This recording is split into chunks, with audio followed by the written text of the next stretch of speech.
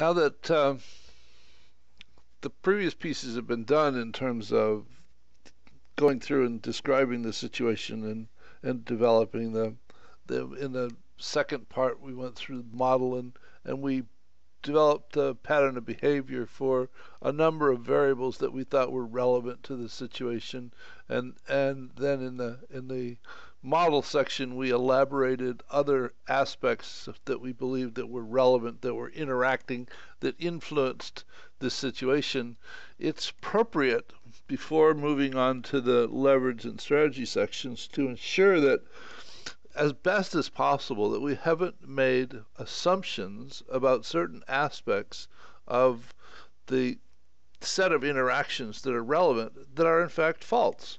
The the risk is, or if there are in fact false assumptions in the midst of what we have developed to this point, and we attempt to identify leverage points and develop a strategy based upon flawed assumptions, it's highly likely that the strategy itself will be flawed.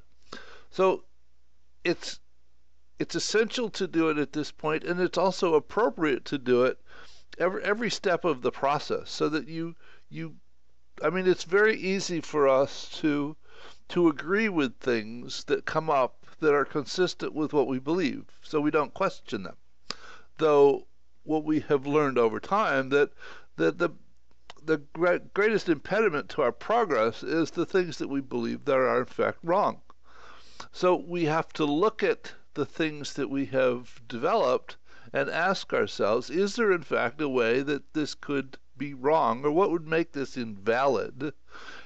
The difficulty is that having worked through the steps of the process to this point, we tend to get to be so close to what it is that we've been developing that we can't see the flaws in it anymore. So that actually the best way to find out if what you've developed to this point is valid or flawed is go explain it to some other people that haven't been involved in developing the understanding that you've developed to this point, and they will in fact look at it with new eyes, and they will ask you questions that could in fact just completely catch you off guard, and you should, when they ask those questions, don't argue with them.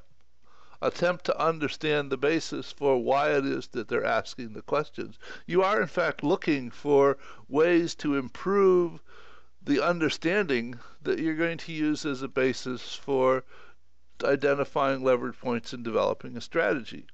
So that the three things that I thought about here, and I'm explaining this whole sequence of steps in this process to you in a series of videos, and I would greatly appreciate it if there are in fact aspects of this which you would like to challenge. Just go to this discussion on LinkedIn, and the link for this is also in the notes portion of the video on YouTube, so you can just click on that link and go to the discussion and pose the questions so that I can in fact figure out how to improve the understanding of validity of what's been developed to this point that I want to build on to identify the leverage points and build the strategy.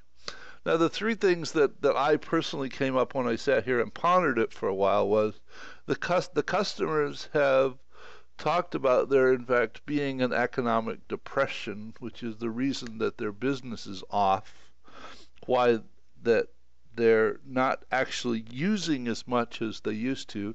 They're ordering less frequently, but they're ordering the same amount because of our discount plan. And I, in fact, have not validated that economic depression. I haven't trended that to validate that it exists.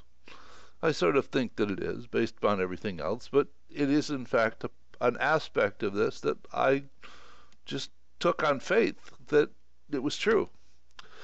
So, with the economic depression, has there actually been a decline in the customer's market? Something else that ought to be validated and trended. And the finance department has said that there's a substantial amount of profit to be gained from reducing the average accounts receivable period by just a couple of days, which has also been taken on faith. I sort of tend to believe that that's also true, though to what extent, I don't know. Is it in fact millions of dollars, or is it hundreds of dollars?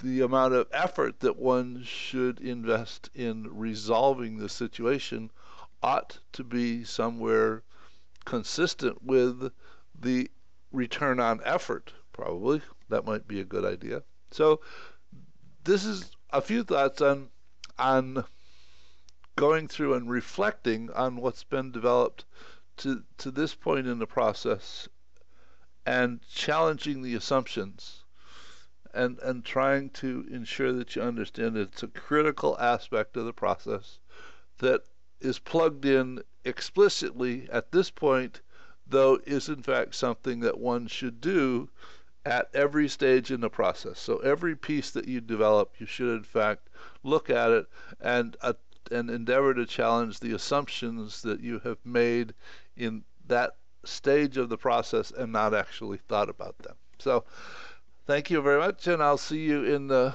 next video, which we'll talk about leverage points. Bye.